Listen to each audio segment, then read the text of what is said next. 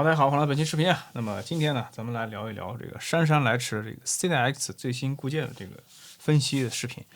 C-X 这个固件是4月的下旬，我印象中应该是4月19号出的。那么到现在应该已经20多天时间了，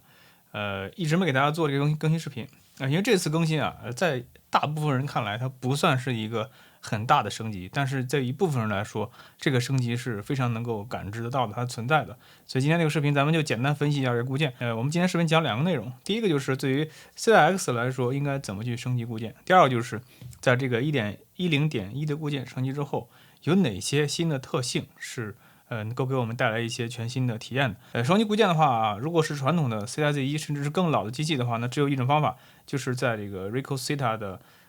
PC 或是 Mac 端，通过数据线连上去，你比如说就通过这根 USB-C 的线，那么连上去之后就可以进行升级了。升级的过程会比较漫长，因为 Zeta 的固件一般都比较大。你比如说这次的 1.10.1 的固件就是578兆，而且有的时候确实那个服务器啊，有的时候不是很稳定，所以建议大家选择网速比较好的时候去进行升级固件。另外就是要保证你的这个 Zeta 的相机的电池是升电量是足够多的。第二个方式就是在这次的这个 Zeta-X 的这上面，它本身可以作为客户端去连接你的路由器，在这里面同样也是可以升级固件的，而且这个升级的体验会比在 PC 或者 Mac 端要更好。只不过呢，这次不知道什么原因啊，这次的版本升级的时候，它的整个的连接包括更新会出一些问题，这个可能但是现阶段如果是 1.10.1 你用 C-X 直接升级出现问题的话，那建议你还是用 PC 或者 Mac 的这个客户端去升级，这样的话效果最好。升级之后给我们带来几个改进，我们来给大家来一起过一下。The newest firmware version for Ricoh C-X is version 1.10.1， 最新的是 1.10.1。对于理光 Zeta 来说，它如果会给你写这么长的 release note 的话，就说明它这次固件升级版本应该挺大的。通常的，大家可以看 Zeta-Z1 的所有的固件升级，他们通常都是写 bug fixes， 它从来不告诉你到底升级了哪些内容。但这次不一样，这次呢写了1、2、3、4、5、6，写了6条，除了最后一条经典的万年不变的 bug fix 之外呢，其他的应该说还是有不少信息量的。咱们来看一看啊。比如说第一个 add 2K， 就是1920×960 30fps live streaming mode resolution， 就是加入了一个 2K 30fps 的在线直播的分辨率。这个分辨率可以让我们的直播时间变得更长，因为这个 C-X 过热的问题大家应该都知道啊。那么用 2K 30帧的情况下，你可以直播更久的时间。第二个就是 improved shutter time lag， 这个会把这个快门时间的延迟会进一步的优化。这样的话呢，我们从拍摄到这个获得最终画面的时间会进一步缩短。这个咱们看一看，这个就是类似于快门延迟更短的意思。这个会帮助我们做一些抓拍的时候这些场景的话会非常有用。第三个叫 playback has been amended so that when shooting still images with playback orientation set to AI auto, playback starts when the main subject detected by AI on the playback screen。 这个功能实际上是一开始理光的工程师在发布的时候忘记加入到这个 C-X 里面的，实际上在菜单里面是有的。好，大家看，就是这个功能啊，就是原来有一个叫人脸检测，我们叫 face detection， 大家一定要把这个打开。还有这个 initial view， 看到吗 ？initial view 一个叫 front， 一个叫 AI auto。原来我一直打到 AI auto， 只不过这功能一直没加，现在呢把这功能补齐了。打 AI auto 之后呢，你的回放的画面，你比如说刚才我拍一个自拍嘛，我们在回放的时候，它就会自动的会检测到你的人脸，然后会自动的回放的时候把人脸放在中间。我们来看一看，看到了吗？这个时候它就会自动的把人脸放在中间，因为它检测到人脸。实际上刚才我们拍的时候，我们的人是对着屏幕的嘛，它正常情况下刚好是在它的反面的，所以这个就是利用人脸检测的方式，就是优先给到用户他最关心的，或者说 AI 认为最主要的这些内容。这个内容的优先级是这样的，我看过它那个 API 的算法，第一优先级是人脸，第二优先级是人的身体，第三优先级是除了前两者之外的其他场景的物体。你比如说你放一个招财猫，或者你放一个什么宠物，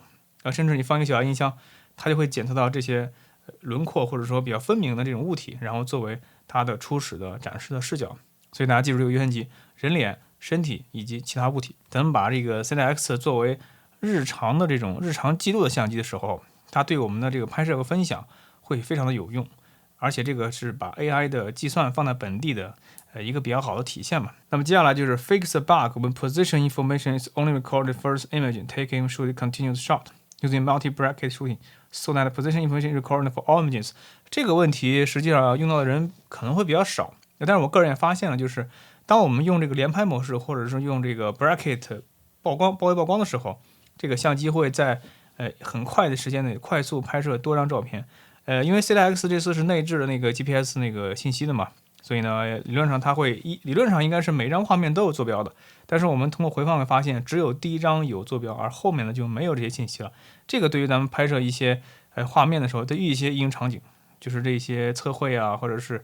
建筑类的场景可能会有影响。所以呢，他们把这个问题给改正了。这个实际上就是一个 bug， 就是程序员考虑的这个场景啊不够细致，导致这些问题。所以这些问题在这次的固件里面都一一得到改进。其实往往理光的这个产品经理他是比较内敛的，他希望用户就去用他们的产品，也不希望在这个发售之后啊做这个大幅的升级。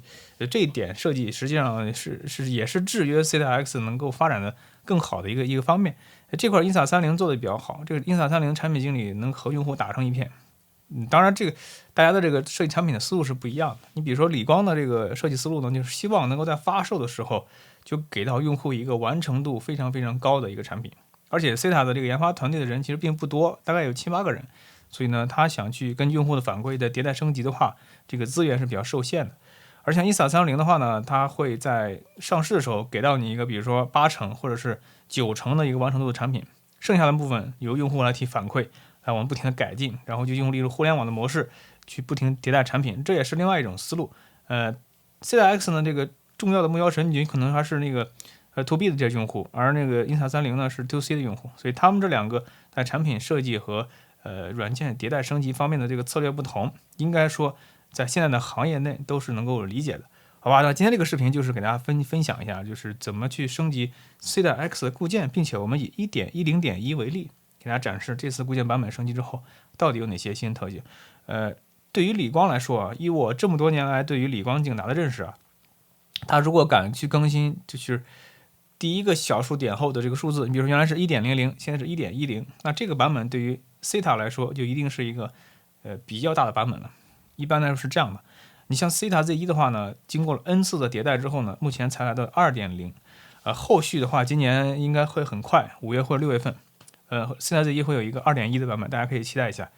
2.1 的版本增加了一个特别厉害的功能，就是叫自动包围曝光。那个功能我已经内测过了，那个非常的惊艳。基本上就是把 DualFishEye RAW 的一些特性直接植入到了官方的那个 App 里面。我觉得大家可以期待一下，后面如果有第一时间的这个发布，咱们给大家更新一下。因为 Cita Z1 后面还有很多潜力可以挖掘。那这就是本期视频的全部内容了。那如果你是一个理光 CIX 的用户的话，你可以弹幕里扣1告诉我一下，希望这个视频对你有所帮助。那最后千万不要忘了点赞、转发3连，咱们下期视频再见。